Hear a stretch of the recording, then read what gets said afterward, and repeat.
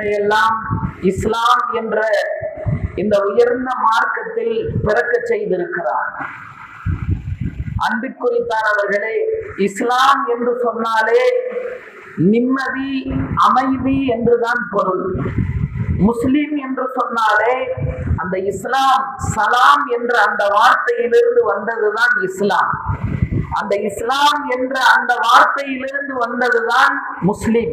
முஸ்லிம் என்று சொன்னாலே அவர் அமைதியை விரும்புபவர், நிம்மதியை விரும்புபவர் என்பதுதான் அர்த்தம்.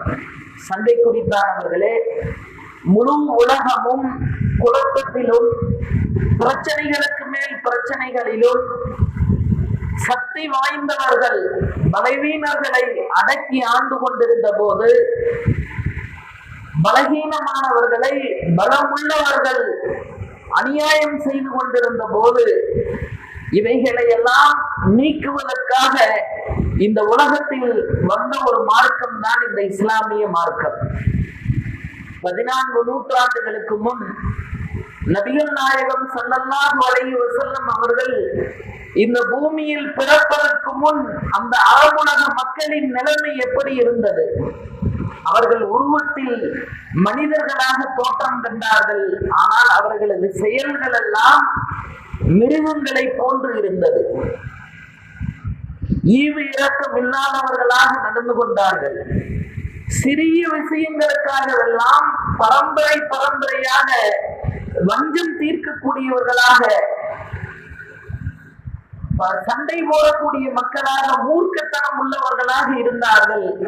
அப்படிப்பட்ட அந்த மக்களை எந்த ஒரு ஆட்சியாளனும் ஆட்சி செய்வதற்கு கூட தயாராக இல்லாத ஒரு மனித கூட்டமாக அவர்கள் இருந்தார்கள். அவர்களுக்கு மத்தியில் தான் அல்லாஹ் தஆலா நபி ஸல்லல்லாஹு அலைஹி வஸல்லம் அவர்களை பிறக்க செய்து இஸ்லாம் என்ற இந்த மார்க்கத்தை அல்லாஹ் தஆலா தந்தார். சண்டைக்குரித்தானவர்களே, இந்த இஸ்லாம் எப்போது இந்த உலகத்தில் தோன்றியதோ, அநீதிக்கு மேல் அநீதி செய்து கொண்டிருந்த அந்த மக்களுக்கு மத்தியில் அநியாயம் கூடாது என்ற அந்த விஷயத்தை நபி ஸல்லல்லாஹு அலைஹி வஸல்லம் அவர்கள் இஸ்லாத்தின் வழியாக அந்த மக்களுக்கு கற்றுத் தந்தார்கள். நிம்மதியை, அமைதியை இஸ்லாம் அந்த மக்களுக்கு மத்தியில் கொண்டு வந்தது. இஸ்லாம் வருவதற்கு முன் அவர்களை ஆட்சி செய்ய எந்த அரசனும் தயாராக இல்லை. ஆனால் இஸ்லாம் வந்ததற்கு பிறகு அந்த மனிதர்களினுடைய நிலைமை எப்படியானது? நபி ஸல்லல்லாஹு அலைஹி வஸல்லம் அவர்கள் சொன்னார்கள், அஸ்ஹாபி கன்னுஜூம், எனது தோழர்கள் எல்லாம் வானத்தில் மின்னக்கூடிய நட்சத்திரங்களை போன்றவர்கள். அவர்களில் நீங்கள் யாரை பின்பற்றினாலும் நீங்கள் வெற்றியடைவீர்கள், நேர்வழி வெற்றி பெறுவீர்கள் என்று நபி ஸல்லல்லாஹு அலைஹி வஸல்லம் அவர்களே அந்த மக்களை புகழ்ந்து சொல்லும் அளவுக்கு அவர்களுடைய வாழ்க்கை மேன்மைக்குரியதாக ஆனது. சண்டைக்குரித்தானவர்களே, இஸ்லாம் எந்த இடத்திலும் மனிதர்களுக்கு மத்தியில் பல்வேறு விஷயங்களை வைத்துக் கொண்டு வேறுபாடுகள், இவன் உயர்ந்தவன், இவன் தாழ்ந்தவன் என்ற அந்த எல்லா விஷயங்களையும் கலைந்து மனிதர்களுக்கு மத்தியில் அமைதியை, நிம்மதியை போதிப்பதுதான் இஸ்லாம். அல்லாஹ் தஆலா குர்ஆனில் அந்த மக்காவாசிகளை பற்றி சொல்லுகிறான், ஃபல்யஅபுது ரப்ப ஹாதல் பைத், இந்த காபத்துல்லாஹ்வுடைய அந்த ரப்பை, அல்லாஹ்வை நீங்கள் வணங்குங்கள். அல்லது அவன் எப்படிப்பட்டவன்? அத்அமஹும் மின் ஜூ, நீங்கள் பசியோடு இருந்தபோது அவன்தான் உங்களுக்கு உணவளித்தான். வ ஆமனஹும் மின் ஹவுஃப், நீங்கள் எதிரிகளுடைய பயத்தில் இருந்தபோது அவன்தான் உங்களுக்கு நிம்மதியை தந்தான். எனவே சண்டைக்குரித்தானவர்களே, இந்த இஸ்லாம் என்ற இந்த மார்க்கம் முழு உலகத்திலும் நிம்மதியை, அமைதியை விரும்பக்கூடிய மார்க்கமாக இருக்கிறது. எனவேதான் உலகத்தில் எந்த மதத்திலும் இல்லாத ஒரு வாசகம் குர்ஆனில் இடம் பெறுகிறது. மன் கத்தல நஃப்ஸன், எவன் ஒரு மனிதன் இன்னொரு மனிதனை, இன்னொரு ஆன்மாவை எந்த தக்க காரணமும் இல்லாமல் அநியாயமாக கொலை செய்து விடுவானோ, அவன் ஒருவரை கொலை செய்யவில்லை, அவன் முழு சமூகத்தையும் கொலை செய்தவனை போல. உலகத்தில் இஸ்லாம் மட்டும்தான் அநியாயமாக நடைபெறுகிற அது ஒரு கொலை அல்ல, அது முழு சமூகத்தையும் அழித்ததற்கு சமம் என்று அநியாயமாக கொலை செய்வது எவ்வளவு கொடூரமான விஷயம் என்பதை குர்ஆனில் அல்லாஹ் சொல்லி காட்டுகிறான். வமன் அஹ்யாஹா ஃபகஅன்னமா அஹ்யன் நாஸ ஜமீஆ. எவன் ஒரு ஆன்மாவை வாழ வைக்கிறானோ, எவன் ஒரு ஆன்மாவை வாழ வைக்கிறானோ ஃபகஅன்னமா அஹ்யன் நாஸ ஜமீஆ, அவன் முழு சமூகத்தையும் வாழ வைத்தவனை போல. எனவே சண்டைக்குறித்தானவர்களே, இஸ்லாம் என்பது மற்றவர்களோடு கலந்துரையாடுவதை விரும்புகிறது, அநியாயம் செய்வதை வெறுக்கிறது. உங்களுக்குள் நீங்கள் அநியாயம் செய்து கொள்ளாதீர்கள், அடுத்தவர்களுடைய பொருளுக்கு ஆசைப்படாதீர்கள். நபி ஸல்லல்லாஹு அலைஹி வஸல்லம் அவர்கள் சொன்னார்கள், ஒரு முஸ்லிமுடைய மானம், ஒரு முஸ்லிமுடைய பொருள், ஒரு முஸ்லிமுடைய உயிர், இது எல்லாமே பாதுகாப்பாக இருக்க வேண்டியது, பாதுகாப்பு தர வேண்டியது. எவன் ஒருவன் ஒரு முஸ்லிமுடைய பொருளை அநியாயமாக அபகரிப்பானோ, ஒரு முஸ்லிமுடைய மானத்தை மானபங்கப்படுத்துவானோ, ஒரு முஸ்லிமுடைய உயிருக்கு சேதம் விளைவிப்பானோ, அவன் உண்மை முஸ்லிம் அல்ல. ஹஜ்ரத் சையதுனா அலி ரலியல்லாஹு அன்ஹு அவர்கள் சொன்னார்கள், அது முஸ்லிமுக்கு மட்டும் சொல்லப்பட்டதல்ல, முஸ்லிம் அல்லாதவர்களாக இருந்தாலும் அவர்களுடைய பொருளிலும், அவர்களுடைய மானத்திலும், அவர்களுடைய உயிருடைய விஷயத்திலும் நாம் அவர்களுக்கு பாதுகாப்பு தர வேண்டும். அவர் அல்லாஹ்வை ஏற்றுக்கொண்டவராக இருந்தாலும் சரி, ஏற்றுக்கொள்ளாதவராக இருந்தாலும் சரி, எல்லோருடனும் சரிசமமாக நடந்து கொள்ள வேண்டும். ஒருத்தர் நமக்கு அநியாயம் செய்யறாரு, அவரிடத்துல நம்ம நடந்து கொள்ற முறை வேற. ஆனால் ஒரு நல்ல மனிதரிடத்தில், அவர் இஸ்லாமாக இருந்தாலும் சரி இல்லாவிட்டாலும் சரி, அவரோடு நாம் நல்ல முறையில் நடந்து கொள்ள வேண்டும்.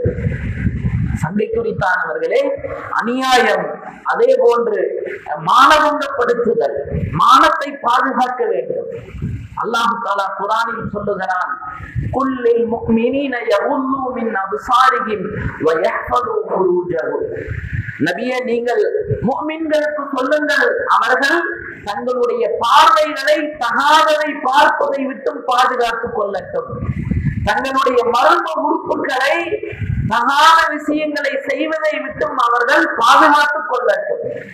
சண்டைக்குறித்தானவர்களே, மானபங்கம் அப்படிங்கிறது எங்கிருந்து ஆரம்பிக்குதுன்னா தவறான பார்வையில் இருந்துதான் ஆரம்பிக்கிறது. பார்வையை பாதுகாத்துக் கொள்ள வேண்டும். நம்முடைய மர்ம உறுப்புகளை தவறான விஷயங்களிலிருந்து பாதுகாத்துக் கொள்ள வேண்டும். நபி ஸல்லல்லாஹு அலைஹி வஸல்லம் அவர்கள் சொன்னார்கள், அண்டை வீட்டுக்காரர்களில் மிக மோசமான அண்டை வீட்டுக்காரன் யார் தெரியுமா?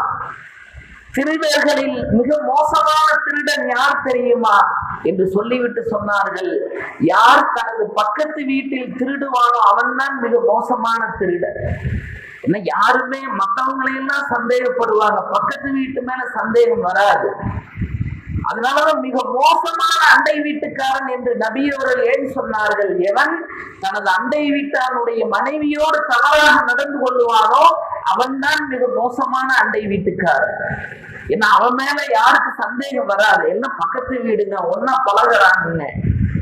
சண்டை குறித்தானவர்களே, மானத்தை பாதுகாக்க வேண்டும். இஸ்லாம் சொல்லுகிறது, மானத்தை பாதுகாப்பது ஒரு முஸ்லிமுடைய கடமையாக இருந்து கொண்டிருக்கிறது. அதே போன்று ஒரு முஸ்லிமுடைய பொருளை பாதுகாக்க வேண்டும். அது பெருசா இருந்தாலும் சரி, அது சிறியதாக இருந்தாலும் சரி, அநியாயமாக யாருடைய பொருளையும் எந்த வழியிலும் ஒரு முஸ்லிம் அடைந்து கொள்வதற்கு ஆசைப்படக்கூடாது. இன்னைக்கு நம்ம பார்க்கிறோம், என்னங்க அங்கங்க பார்த்தா ஒரு ஜான் இடத்துக்கு ஒரு ஜான் நிலத்துக்கு பார்த்தா சண்டை, என்னோடது அதிகம் உங்களோடது அதிகம். ஹதீஸில் நபி ஸல்லல்லாஹு அலைஹி வஸல்லம் அவர்கள் சொன்னார்கள், யார் அநியாயமாக ஒரு மனிதருடைய ஒரு ஜான் நிலத்தை அபகரித்துக் கொள்வாரோ, நாளை கியாமத் நாளில் அல்லாஹ் தஆலா அதை நெருப்பு வளையமாக்கி எவர் அநியாயமாக அபகரித்தாரோ அவரது தலையிலேயே அல்லாஹ் போட்டு விடுவான்.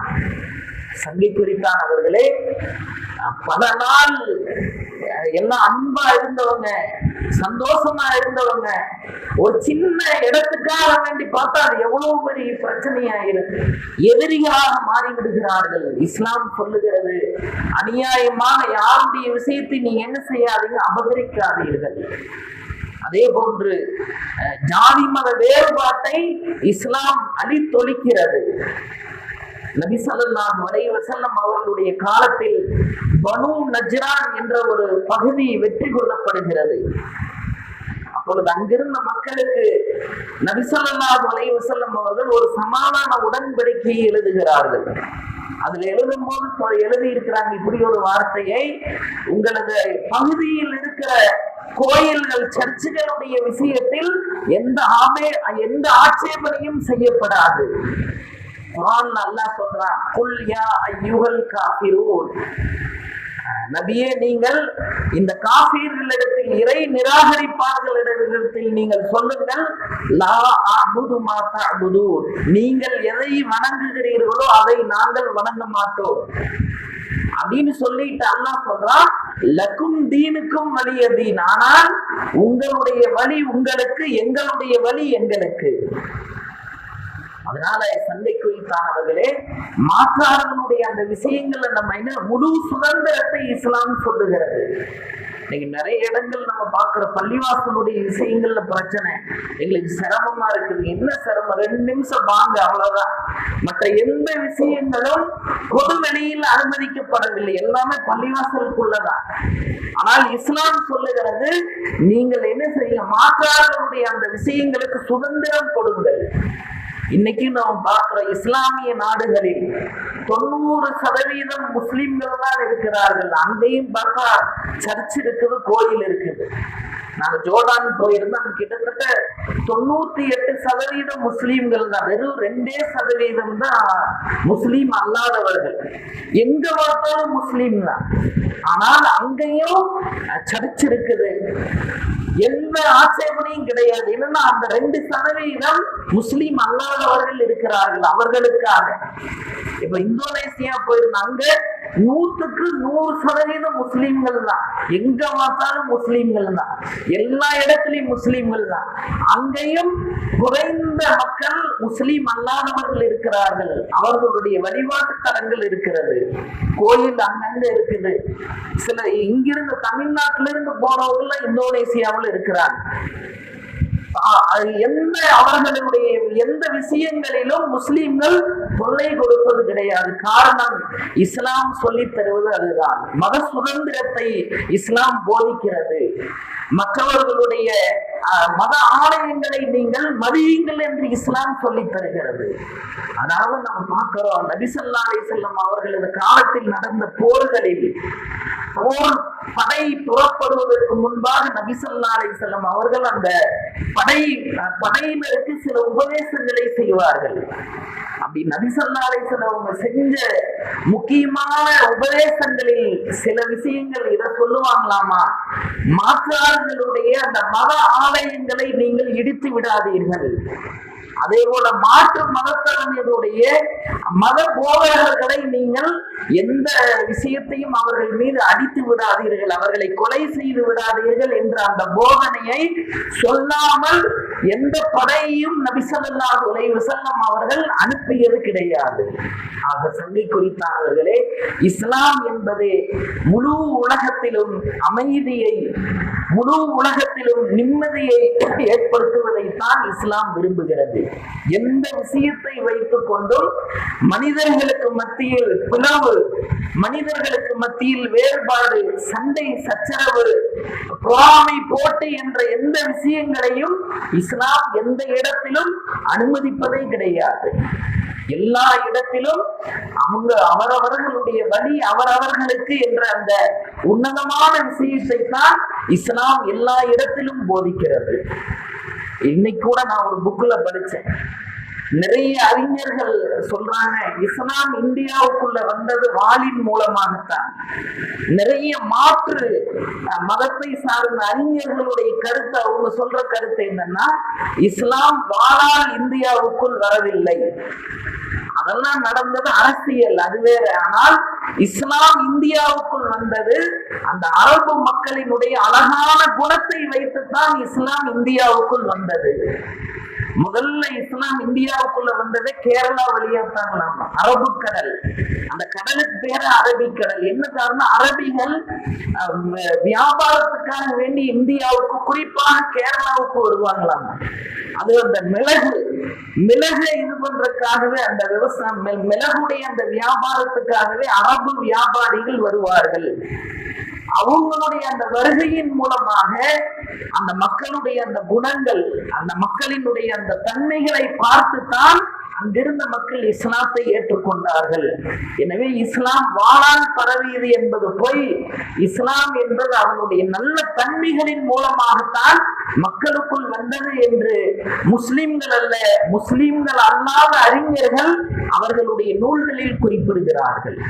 எனவே சங்கை குறித்தானவர்களே, இஸ்லாம் என்பது எல்லா இடங்களிலும் நிம்மதியை, அமைதியை விரும்பக்கூடியது. எனவேதான் முஸ்லிம் என்று சொன்னாலே அவர் அமைதியை விரும்புபவர்.